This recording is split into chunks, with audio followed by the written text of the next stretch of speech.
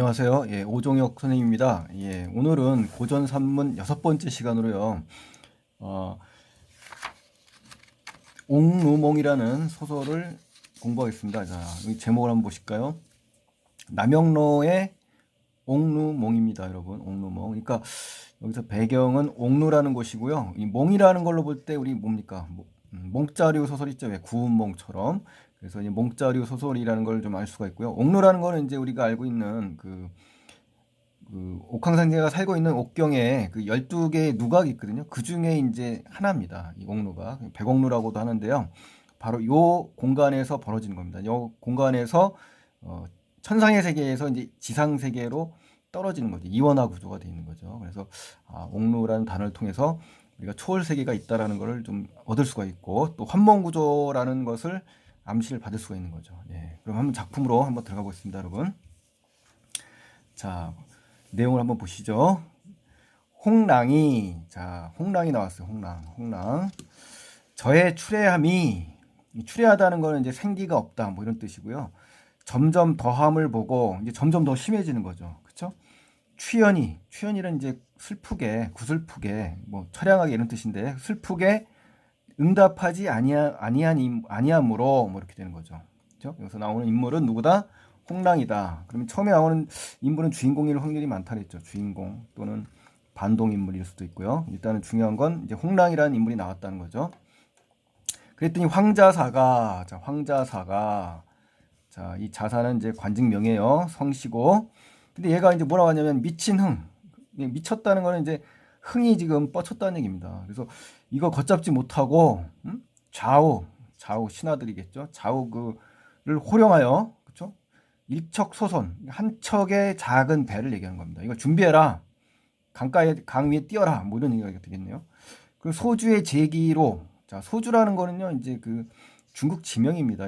수저우라고 하죠. 수저우. 여기 보면은 우리 어, 양쯔강 동쪽에 있는 그 수저우라는 곳인데요. 이게 우리 물이 굉장히 많고 그런 동네입니다, 여러분.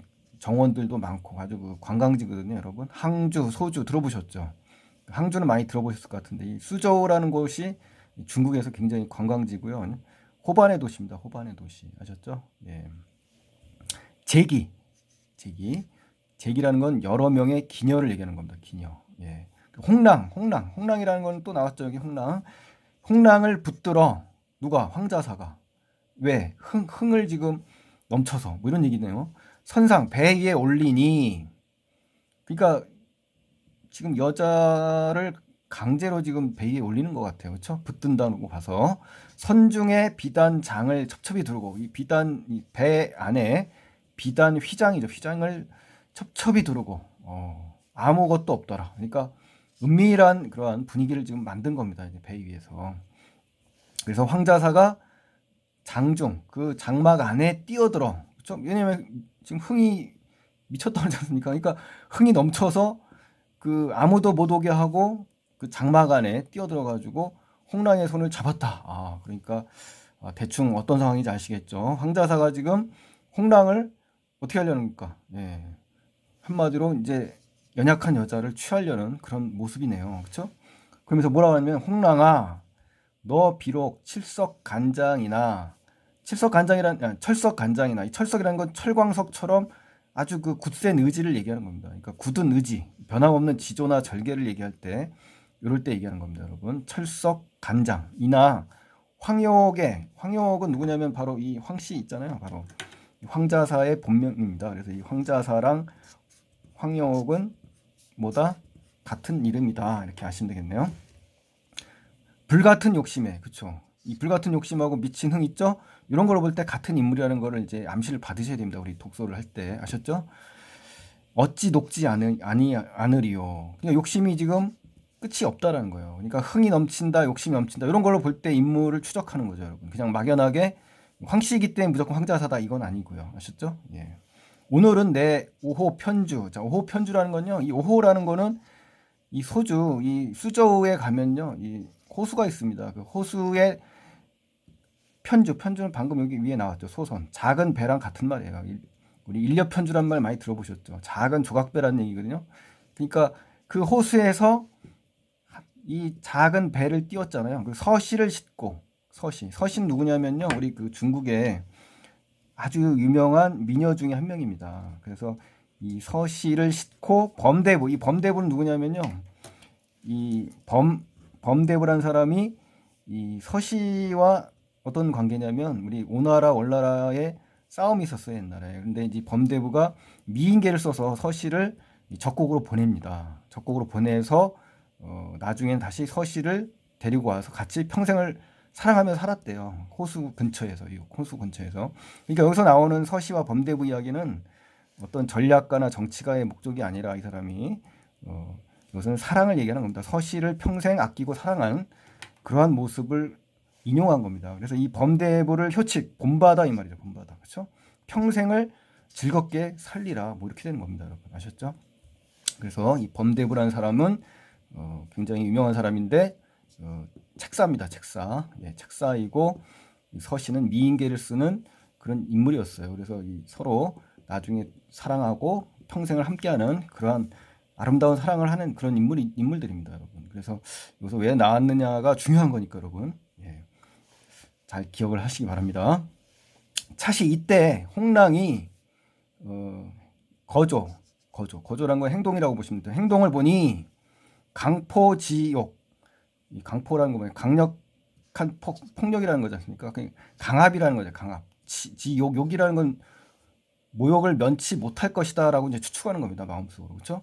그래서 안색을 변하지 않고 불변이라는 것은 안색을 고정하고 뭐 이런 얘기죠. 그렇죠? 예, 태연히 요 말이 나왔으니까 이거 금방 아시겠죠. 자연스럽게 웃었습니다. 아, 그러니까 이 영상이 홍랑의 성격 나왔죠. 굉장히 어떻습니까? 어떤 감정에 휘둘리지 않고 굉장히 단단한 의지를 가졌네요. 아까 그 철석 간장 있죠? 네, 그런 모습 그대로입니다, 여러분. 굉장히 적극적이고 주체적인 여성상입니다, 여러분.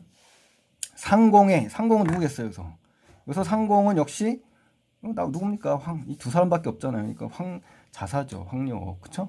체중하심으로 체중이라는 거는요, 무게가 많이 나간다는 얘기가 아니라 점잖고 벼슬이 높은 그런 양반이시지 않습니까? 뭐 이런 얘기입니다. 그렇게 점잖으신 분이 일개천기 한갓 천한 기녀를 기생이에요. 천기 나온 거라서 이같이 겁주고 협박하시니 상공의 체면을 깎아내리시는 것입니다라고 이제 저항하는 거죠. 우리 춘향이가 변사또에게 저항하듯이. 그렇죠? 예.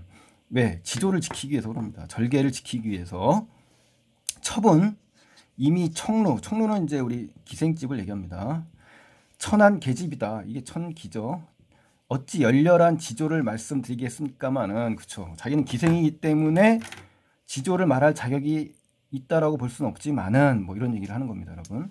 다만 평생에 지킨 뜻을 뭔가 이 사람의 그 뜻이 있다는 거죠. 사랑하는 사람이 있거든요, 사실.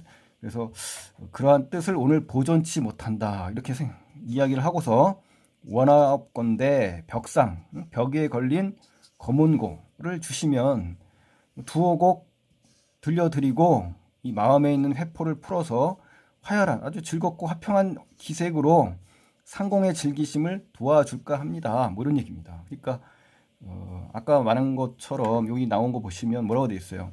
안색을 불변하고 태연이란 말 들었죠. 그러니까 이것은 진심이 아닌 겁니다, 여러분. 그렇죠? 예, 태연이란 말은 안색을 불변하고 태연이란 말을 통해서 이 인물이 진심이 아니구나를 알 수가 있는 거죠. 그렇죠? 예. 속임수를 쓰는 겁니다. 속임수. 황자사가 홍랑의 자신의 뜻을 따른다고 생각하고 이런 걸 볼 때 확실해졌죠. 그렇죠? 아니라는 얘기잖아요. 또 자기 위풍당당함을 두려워하여 회심은 마음을 돌이켰다는 얘기죠. 돌렸다. 회심. 그랬던 것인가를 하여 짐작한 거죠. 바야흐로 이제 막 고요입니다. 이제 막 손을 놓고 웃으며 뭐 이렇게 된 거죠. 이제 손 잡은 거를 놓은 겁니다. 그렇죠? 바로 손을 잡고 강제로 취하려고 하니까 위기에 의해서 이 위기를 해결하기 위해서 태연히 웃으면서 지혜를 발휘한 겁니다. 그렇죠? 어려운 현실에서 벗어나올 수 있는 지혜를 발휘한 거다. 임기응변이 강한 그런 인물이네요. 그렇죠? 예. 낭자는 여중 호골이요. 여중. 이거 누가 이야기하는 겁니까? 따옴표가 찍힌 걸로 봐서 여기서 웃으면서 말하기를 그랬죠. 황자사죠. 황자사. 수단이는 명기라 솜씨가 있는 유명한 기생이다. 그러니까 칭찬하고 있네요, 굉장히. 그렇죠? 내 일찍 황성 청루. 그러니까 이제 서울에 이 기생집을 내가 두루두루 다녔다. 그런데 이름 있는 기녀, 명기죠, 명기. 또 재주 있는 여자. 여기 있는 수단 있는 명기죠, 이게. 수중에 못 달랜 자가 없거늘. 그러니까 이 녀석은 뭐 두루두루 돌아다니면서 쉽게 여자를 취했나 봐요. 근데 이제 새로운 특별한 여자를 만났다라는 얘기네요, 지금 현재. 낭자가 한결같이 고집부려서 고집불통이래요. 순종하지 아니하니 거의 위태한 행동을 당할 뻔하였다. 그러니까 말 안 들었으면 큰일을 치를 뻔했다는 얘기네요. 그렇죠? 예. 이제 이같이 회심하여 이렇게 마음을 돌이켰으니 전화위복이니라. 전화위복. 이렇게 화가 오히려 복이 되었다라고 이야기하는 거네요. 그러면서 이는 낭자가 복을 얻은 것이다. 내 비록 부귀치 못하나. 내가 지금 부자는 아니지만 당시에 승상의 장자, 승상 아버지 황희병을 얘기하는 겁니다. 아버지가 승상이거든요. 큰 아들이다. 또 일도 방백. 어떤 그 하나의 그 도에 내가 최고 우두머리에 존귀함도 가졌다. 이렇게 되는 거죠. 만약에 이게 해석이 안 되더라도요. 이걸 보면 되잖아요. 존귀함. 이거 하나만 보셔도 되죠. 그렇죠? 여러분 만약에 단어가 안 될 때는 요 부분을 좀 생각하시면 됩니다. 여러분 아셨죠? 예, 모른다고 해서 독해가 안 되는 게 아니에요, 여러분. 예, 잘 찾아보면 서술어 쪽에 보면 충분히 해결 열쇠들이 있어요. 그러니까 너무 단어 모른다고 해서 걱정하지 마시고요. 그렇지만 공부할 때만큼은 단어 공부 꼼꼼히 하셔야 됩니다, 여러분. 아셨죠? 예.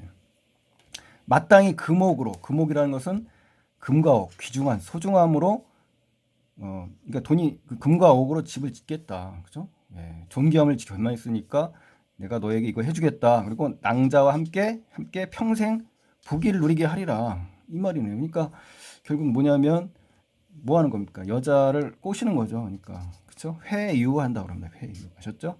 예. 지금 회유하기도 하고 어때요? 협박하기도 하죠. 그 앞에서는 이제 협박했지 않습니까? 여기서는 지금 회유했죠.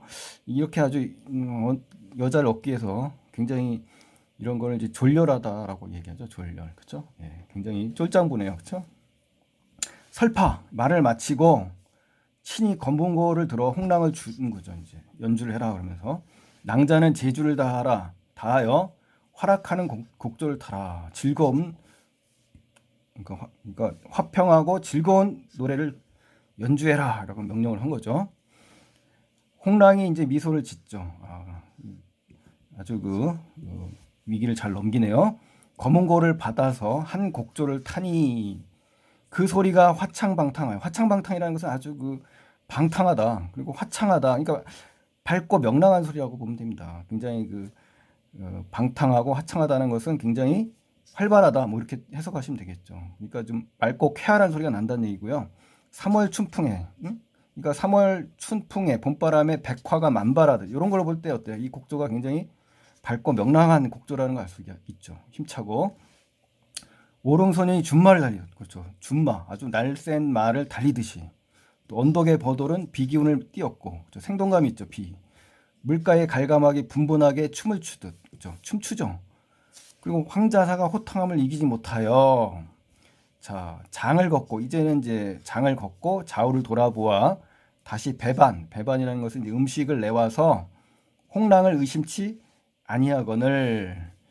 자, 여기서 보시면 홍랑을 의심치 않았다는 건 그동안에 뭡니까? 이 홍랑의 이러한 행위를 통해서 지금 속임수에 넘어간 거죠. 그렇죠? 예. 그래서 이 부분을 볼 때 홍랑은 바로 이러한 목적으로 이러한 행동을 했구나를 추측할 수가 있다는 겁니다, 여러분. 홍랑이 다시 옥수로 섬섬옥수의 준말이죠. 고운 손으로 줄을 골라 한 곡조를 타니 그 소리가 쓸쓸하다. 그러니까 앞에서는 지금 어떻습니까? 앞에서는 소리가 굉장히 밝고 명랑한 소리예요. 근데 여기서는 어때요? 쓸쓸하고 굉장히 슬픈 소리거든요. 아셨습니까? 쓸쓸하고 굉장히 감정이 북받친 그런 슬픈 노래예요, 여러분. 그래서 비분 간계란 말 들어보셨죠? 예, 그때 나오는 단어거든요. 그러니까 이 소상강, 우리 소상강의 대나무를 얘기합니다. 이 대나무의 전설도 있는데요. 우리 중국 옛날에 순임금 있죠? 이 순임금이 있었는데 그 자식 한테 결국은 죽임을 당합니다, 여러분. 그때 이 부인 이비가 있었냐, 비 두 명이 그 두 명이 이 사실을 알고 울고불고 있었는데 결국 죽었거든요. 울고불고 하면서 거기에서 이제 이 대나무가 자라났다고 합니다. 죽은 자리에서. 그러니까 어떤 의미인지 아시겠죠? 피 맺힌 어떤 절규가 있는 그런 공간이지 않습니까? 바로 이 곡조의 의미가 바로 그렇다는 겁니다. 슬프고 굉장히 쓸쓸한 그런 분위기라는 걸 알 수가 있는 거죠. 자, 저녁 비 떨어지고, 그렇죠? 예, 새외 청총. 예, 새외 청총이라는 건요, 이 새외라는 건 변방이라는 거죠. 만리장성을 의미하는 거고요. 청총이라는 것은 푸른 무덤을 얘기하는 겁니다. 그러니까 이게 옛날 그 왕소군이라고 있습니다. 왕소군. 그 왕소군도 역시 정략 결혼의 피해자죠. 이제 결혼을 위해서 외적과 어때요? 결혼을 하게 되는 그러한 비운의 여자인 거죠. 그래서 우리 이 단어에서도 구슬픔이 들어있을 수 있고요. 슬픔이라고 해석이 되는 거죠. 이런 고사들이 있습니다만 그렇게 몰라도 요 단어를 보고 추측을 할 수가 있으니까 그렇게 이해를 하시고요. 찬바람이 일어나니 강상의 나뭇잎이 풍운에 소설하고, 그렇죠. 소설하다는 건 굉장히 쓸쓸하고 그렇다는 얘기고요. 천의 그 기러기, 하늘 끝자락에 기러기가 애원히 소리를 하니 일좌 주변 모든 좌석이 처량하고 구슬픈 빛이 띄어 소황제기 무단히 눈물을 머금더라. 소황제기라는 건요, 이 소주, 수저우죠. 항주, 제기는 여러 기생들을 얘기하는 겁니다. 무던이라는 거는 까닭 없이 눈물을 머금더라. 그러니까 여기서 이제 핵심은 그 해석이 완벽히 안 되더라도요, 요것만 보시면 아시잖아요. 그러니까 그죠? 수능에 우리 문제 풀 때는 요걸 놓치면 안 되는 거죠. 그렇죠? 요 단어, 그렇죠? 예, 이런 거 하나하나의 단어도 중요하지만 문제 풀 때, 빨리 풀 때, 신속하게 풀 때는 이제 이런 거에 주목을 하시라는 겁니다. 공부할 때는 단어 하나하나 공부하는 게 좋고요. 아셨죠? 예, 단어를 공부하는 이유는 나중에 빨리 읽기 위함이니까 실력을 올리고 그런 거니까 그렇게 이해하시고요. 이제 모의고사나 이제 수능 현장에 갔을 때는 이런 게 중요하다라는 거 아시면 좋겠죠. 홍랑이 여기에 곡조를 변하여 소현을 거두고 이제 곡조를 바꾸네요. 작은 현을 거두고 큰 현을 올려서 우조를 아랬다. 우조. 그렇죠? 뭔가 그 우조라는 그 으뜸음을 기본으로 하는 그런 곡조거든요. 요거를 아래니 그 소리가 비창간계. 그렇죠? 우조를 모르더라도 요 단어가 나왔잖아요. 그러니까 비창간계는 아까 그 간계 나왔었죠, 여기. 그러니까 굉장히 슬픈 노래예요. 슬픈 노래. 의기가 복받치고 슬픈 노래를 부른다는 거니까 요건 다 몰라도 좋지만 요거는 알아야 되겠죠, 여러분. 그래서 불평한 심사, 편안치 않은 심사, 이거죠. 오열한 흉금, 자 울고 있죠. 흉금, 가슴속이죠. 일자를 경동하니, 일자라는 거 뭡니까? 여기 있는 모든 주변의 자리를 다 마음을 움직였다는 얘기예요. 아셨죠? 그 주중재인이라는 건 배 안에 모든 사람들이 일시에 울고 있더라. 그렇죠? 슬프죠? 예. 홍랑이 검은 고를 밀치고 열렬한 빛이 미우라는 건 이제 이마 근처에 그 눈썹 부분이에요. 그렇죠? 이마 끝 눈썹 부분. 눈썹과 이마 그 부분 있죠? 그 부분에 가득하여 말하기를 유유창천. 그러니까 하늘에 그 원망할 때 이제 유유창천하거든요. 이 홍랑을 내실 때 그 근본은 천이하시고 마음은 이렇게 강렬히 하시니 원망스러워요, 이 말이에요. 그래서 이 광활한 세계에 일신 내 한 몸이 용납할 땅이 없어요. 이러는 거죠. 이제 유언을 하는 겁니다. 이 홍랑이요. 그러면서 청강어복. 그러니까 청강어복에 즉 청강어복. 그 어복이라는 건요, 고기 그 물고기 배를 얘기하는 거예요. 물고기 배 안에 굴삼녀를 따라가리라 이 말이에요. 그러니까 결국 굴삼녀가 누구냐면 구런이거든요. 이 구런이 지조 있고 충성심 강한 그런 역사적 인물입니다. 대명사로 알아두시고요. 이 사람이 이제 지조를 지키기 위해서 이제 강물에 뛰어들었거든요. 명나수라는 강에 뛰어들어서 어때요? 고기들이 먹이가 되겠죠. 그 뱃속에 들어있다는 얘기지 않습니까? 그러니까 결국 뭐냐면 그런 지조 있는 사람을 내가 따라가리라. 중요한 건 뭐예요? 지조를 지키겠다는 얘기죠. 그래서 자살을 하겠다. 뭐 이런 얘기가 되는 거죠. 그래서 바라옵건대 첩이 죽은 뒤에는 이 신체를 건지지 마라. 죽어도 조결이라는 건 뭡니까?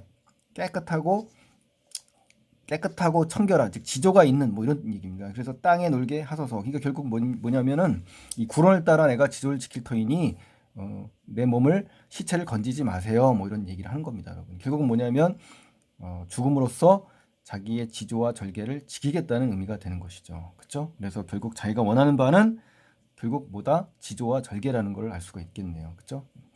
그래서 말을 마치며 몸을 날려 강 속에 뛰어드니 오호 석재라 오호 통제라 들어보셨죠? 오호 슬프도다 뭐 이런 얘기예요. 마침내 생명이 어찌 됐을꼬 하면서 서술자의 주관적 개입이 좀 들어가 있네요. 그렇죠? 네. 자, 그다음에 이제 다음 장을 보시겠습니다, 여러분. 자, 다음 장에 보시면은 사실 이때 연옥이라는 인물이 또 나오네요. 연옥이. 인물은 많이 등장하지 않습니다. 우리 수능 특강에는요. 이 연옥이라는 인물이 이제 새롭게 등장을 하는데요. 홍랑의 죽음을 듣고 뛰어옵니다. 그러면서 이제 발을 구르면서 뭐라 해요? 통곡하죠. 대성 통곡을 하면서 관문은 이제 관청의 문이잖아요. 두들기면서 말하기를 소녀는 강남옥의 차환이다. 이 차환이라는 건 이제 여자 종이라는 얘기입니다. 여자 계집종. 이름은 연옥입니다. 홍랑도 부모 친척이 없고 소녀도 부모 친척이 없어요. 아, 그러니까 서로 그 사고무친, 즉 고아라는 거죠. 사고무친. 고단한 신세로 노주라는 건 이제 주인과 종이라는 얘기거든요. 상의하여 서로 친한 정이 형제 권력과 다름없다. 그러니까 너무 친해서 형제 자매처럼 지낸다. 뭐 이런 얘기가 되겠고요. 홍랑이 이제 무죄히 죄도 없이 강 속에 원원이 됐다. 그래서 남은 뼈를 거둘 수가 없사오니 바라옵건대 관력, 관청의 힘을 빌려서 시신을 수습하고 묻을까 합니다. 라고 이제 청하는 거죠. 그렇죠? 예, 시체를 수습하기 위해서 자사. 여기서 나오는 자사는 누굽니까? 여기 나오는 이 사람 때문에 이 사람의 겁박에 의해서 황자사의 겁박에 의해서 자살을 한 거기 때문에 원인을 제공한 사람이잖아요. 근데 그 뜻을 또 참혹히 여겼네요. 예, 굉장히 불쌍히 여겼어요. 그러면서 관선, 그렇죠? 예, 10여 척을 내어줬다. 이런 걸 보면 또 완전히 나쁜 놈은 아니네요. 그렇죠? 그래서 오기 10여일을 연옥이죠. 강중에 배하여 강 주변을 배하여 울며 찾되 종족이 없다. 찾을 수가 없다는 거죠. 그래서 할 일 없이 어쩔 도리 없이 집에 귀가하여 주가 술과 과일, 지전, 종이돈이죠. 이걸 갖추어 강의에서 초원하다. 초원이라는 건요. 혼을 부른다는 겁니다. 사람이 죽으면 우리 김소월 시인의 초원이라는 시도 있잖아요. 그러니까 사람이 죽으면 그 사람의 이름을 불러서 추모하는 겁니다. 그래서 옷과 여러 가지 물건들을 태우고 그러지 않습니까? 네, 바로 이 장례식을 치른다라고 생각하시면 되겠네요. 홍랑이 입은 의상과 그렇죠? 폐물, 모든 물건, 소유물이죠.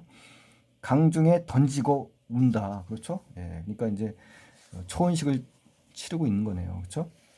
지나가는 행인, 과객과 사공, 어부 등이 모든 주변 사람들이 눈물을 아니 흘리지 않는 사람이 없더라. 그러니까 비참한 비극적 상황을 알 수가 있죠. 굉장히 자살을 했기 때문에 주변 사람들은 온통 다 슬픔에 물들어 있는 겁니다. 여러분 아셨죠? 연옥이가 초원을 마치고란 뜻이에요. 귀가해서 보니 적적한 누대에, 그죠? 예, 적적하겠죠. 누대에 티끌이 자욱하고 먼지가 자욱하고 외롭고 쓸쓸한 문전에 문 앞에 거친 풀이 무성하니, 그쵸? 주인이 죽었으니까, 그쵸? 전날 풍류의 자취를 물을 곳이 없어 다만 문을 닫아 걸고 주야로 밤낮 뭐합니다? 통곡하는 거죠. 울면서 황성간, 즉 황성에 간 황제가 거주하고 있는 성입니다. 여기에 간 창두, 그렇죠? 창두라는 인물이네요. 그러니까 이 창두를 주야 기다리더라. 그러니까 학수고대, 기다리는 거죠. 학수고대. 아셨죠? 우리 한자성어 학수고대, 학의 머리처럼 기다리고 있는 겁니다. 사람을. 차설 한편 양공자가, 자, 새로운 인물이 또 나오네. 양공자, 그죠? 양공자는 이제 남자 주인공입니다, 여러분. 항주 창도를 보낸 뒤에, 그죠? 이 사람이 이제 보낸 거네요, 창도를. 항주 창도를 보낸 뒤에 객관의 적적한 심사가, 그죠? 날로 더하여 이 적적한, 그러니까 이심전심 통하나 봐요. 양공자와 그 자살했던 그 여자 주인공과의 그 관계가 서로 일치하고 있죠, 지금 마음이. 그렇죠? 그러니까 두 사람이 무슨 깊은 관련이 있다라고 생각이 되지 않습니까? 과일이라는 건요, 과거 일입니다. 과거 시험 보는 나를 손꼽아 기다리니 마침 조종에 변일난이 있어. 그렇죠? 과거를 뒤로 미루니 여기 과거 나왔죠. 오히려 몇 달이 지났는지라 이 말이에요. 근데 공자가 고향을 생각하고 밤마다 잠을 이루지 못하더니 자 이거 한자성어가 또 나오네. 밤마다 잠을 이루지 못한다. 우리 전전 반측이라는 단어가 있죠. 예, 이렇게 잠을 못 이루고 걱정과 근심이 있을 때 쓰는 단어입니다, 여러분. 그래서 하루는 책상을 의지하여 한 곳에 이르니 심리 강상에 홍련화가 성계했다. 성계라는 것은 아주 활짝 폈다는 거거든요. 홍련화라는 건 우리 강남홍 있죠, 우리 자살한 여자, 그 여자를 상징하는 겁니다. 그래서 홍련화 한 가지를 꺾고자 하다가 호련 갑자기 광풍 사나운 바람이 대작 불기 시작해서 물결이 일어나면서 꽃가지가 꺾어졌다. 그러니까 꿈속의 일이거든요. 그러니까 꽃가지가 꺾여졌다는 거는 불길한 사건을 암시하는 그런 기능을 하는 겁니다. 여러분 아셨죠? 또 아깝고 놀라 소스라쳐 깨니 남과 일몽이더라. 그러니까 하룻밤 꿈이라는 얘기지 않습니까? 덧없는 꿈, 그렇죠? 꿈속에서 불행한 사건을 지금 암시하는 겁니다. 그래서 이 소설 전체에서 어떤 기능을 하냐? 이 꿈이 복선 역할을 하는 거죠. 복선 아셨죠? 예. 마음에 상사롭지 아니하더라. 그러니까 마음이 어때요? 예사롭지가 아니한 거죠. 그렇죠? 예. 수일이 못하여 며칠 지나지 않아서 갑자기 항주 창두가 도착해서 홍랑의 편지를 가져온 겁니다. 아셨죠? 들이니 공자가 반겨서 떼어보니 하였으되 이제 편지의 내용입니다, 여러분. 천한첩 이 강남홍은 강남홍 나왔죠? 이 자살한 이 강남홍 일봉 서차를 양산국께 올리나이다. 편지글을 올립니다라는 건데요. 첩의 명도라는 건 자기의 그 사나 어떤 운명 이런 거거든요. 기박하다, 사납다, 불행한 거죠.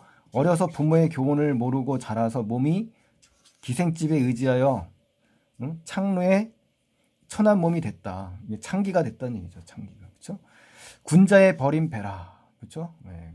그러니까 비유한 겁니다. 버림을 받은 사람이다 이 얘기예요. 오직 일편고신이라는 것은 고신 외로운 몸이다.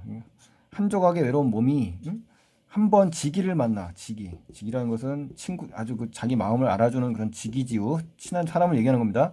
청산녹수의 품은 소해를 의논하고 그렇죠. 자기의 회포를 의논하고 영문백설은 이제 노래 가락이에요.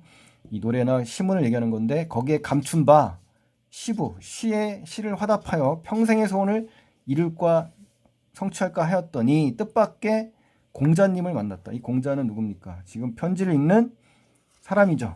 예, 편지를 읽는 양공자입니다. 양공자. 그러면서 뭡니까? 흉금이 가슴속에 상조라는 건 서로 터놓고 이야기한다는 겁니다. 가슴속의 이야기를. 그래서 우리 간담 상조라는 단어 있죠. 예, 우리 2편에서 자세히 하겠습니다만은 서로 마음을 터놓고 그런 친한 사이를 얘기하는 겁니다. 그래서 강비의 해패, 이 강비의 해패도 이제 여자가 남자를 사랑한다 이런 얘기입니다. 아셨죠? 효칙하고 이것을 본받아 이 말이에요. 본받아 건즈를 소임한다. 건즈를 소임한다는 것은 뭡니까? 바로 여자가 그 남자의 어떤 첩이나 부인으로 받아들인다는 얘기입니다. 아셨죠? 예. 그래서 건즈를 소임함을 허락하시어 결국은 이제 첩으로 맞이한 겁니다, 여러분. 여기도 나왔네요. 첩으로 거두심을 약속을 하셨으니 군자의 말씀이 금석과 같다. 금석이라는 것은 굳은 맹세라는 얘기입니다. 금석 맹약이란 말 있잖아요. 그때 나오는 이 금석인데 굳게 지킨다는 얘기죠. 천한 첩이 하해같이 아주 바다와 같이 바라왔는데 조물주가 시기했네요. 또 천지신령이 방해했어요. 그래서 소주자사 누구? 소주자사 황공이 그쵸. 이놈 때문에 우리 어때요? 자살했죠. 음탕해서 음란하고 방탕한 놈이라서 창기를 천대하여 천하게 대접해서 이해로 달래기도 하고 위세로 겁박했다. 그러니까 굉장히 졸렬한 놈이네요. 그렇죠? 소주자사 황공이. 그래서 압강정의 정자 이름입니다. 그리고 이 남은 풍파가 전당호 이건 호수 이름입니다. 그래서 이르렀으니 5월 5일 우리 단오절이죠. 단오. 그렇죠? 천중지절 이 아름다운 계절의 절기에 경도해를 이름하며 예, 경도해를 이제 빌미로 이 말입니다. 경도해란 뭡니까? 이 중국에서는요, 이 단오절에 특히 이 경도해가 크게 열립니다. 저도 직접 봤는데요. 예, 그 뱃놀이를 하는데요, 배 경주를 합니다. 이 팀들이 여러 나와가지고 누가 빨리 배를 몰고 가는지 단체 게임입니다. 이 단체로 배를 타서 경주를 하는 겁니다. 누가 빨리 건너나. 이제 사실 이게 왜 나왔냐면 우리 앞에서 구론 배웠죠. 구론. 이 구론이 강에 빠져서 죽었잖아요. 그래서 이 경주를 한 이유도 이 구론을 구해내기 위해서 이 배를 빨리 띄우는 그런 놀이에서 유래가 된 겁니다, 여러분. 그래서 구론과 관련이 있는 거고요. 이 중국의 5월 5일은요,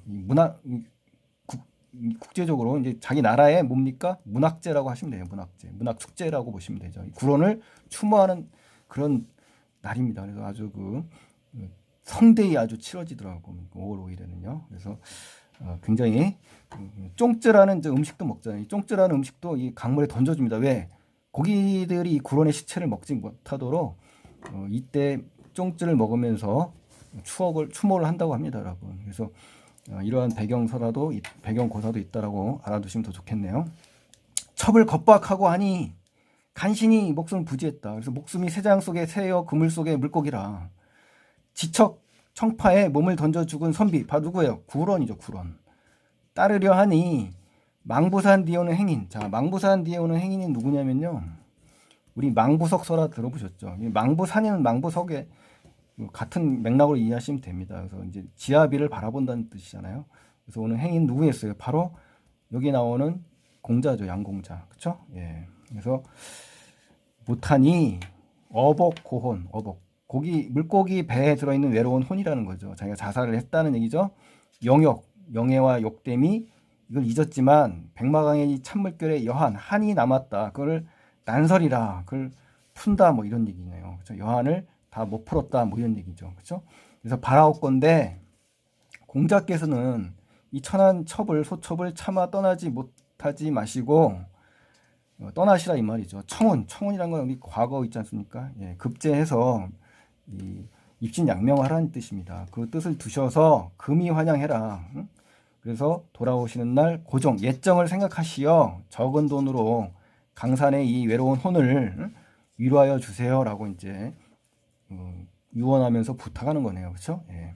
첩이 만약에 죽은 후 알미 있은즉 상공에 알게 된다면 말이죠. 상공의 영귀함을 존경하겠다. 그리고 만약 정녕 나를 잊지 않는다면, 조금이라도 잊지 않는다면 명부에 발언하여 저승의 이 소원을 빌어서 차생 앞으로의 생에 조금이나마 인연을 후생에 기약할까 합니다라는 소원을 얘기하는 겁니다, 여러분. 그래서 백량 은자 돈이죠. 보내오니 객중부비 우리 떠돌아다니는 그 사람이잖아요. 그 중에 용돈을 좀 준 겁니다. 그래서 소비를 하라고 돈을 좀 챙겨준 거죠. 그러면서 도우시어 죽는 사람을 하여금 먼 저승에서 연연함, 그리운 생각을 조금이나마 덜게 해주세요라고 부탁을 하는 겁니다. 여러분 아셨죠? 그래서 붓대를 잡으면 편지 썼죠. 흉금이 막혀 가슴이 막막해서 생리사별의 회포를, 그러니까 태어나서 이별하고 죽고 다시 이별하는 뭐 이런 거죠. 회포를 다 고치 못하나이다 하면서 하였더라라는 편지를 쓴 겁니다, 여러분. 아셨죠? 굉장히 비극적이고 또 굉장히 가슴 아픈 일이죠. 근데 결국 나중에는 사실 죽은 사람이 아닙니다. 다시 구감을 받아서요. 다시 해피엔딩으로 끝납니다. 그래서 우리 순특강에 나온 장면은 굉장히 구슬픈 대목만 지금 들어있고요. 예, 나머지 지문은 그렇지는 않습니다. 해피엔딩으로 끝나고요. 나중에 시간이 되면 제가 영상을 또 한번 찍어서 순특강에 없는 지문, 중요한 지문을 발췌해서 찍을 예정도 있습니다. 여러분 기대 많이 해주시고요. 예, 아주 중요한 소설이고 아주 재밌고 굉장히 흥미진진하면서요. 어떤 개성이 강한 인물들이 많이 나와서 재밌습니다. 여러분 꼭 한번 읽어보시고요. 자, 오늘 긴 시간 고맙습니다. 감사합니다.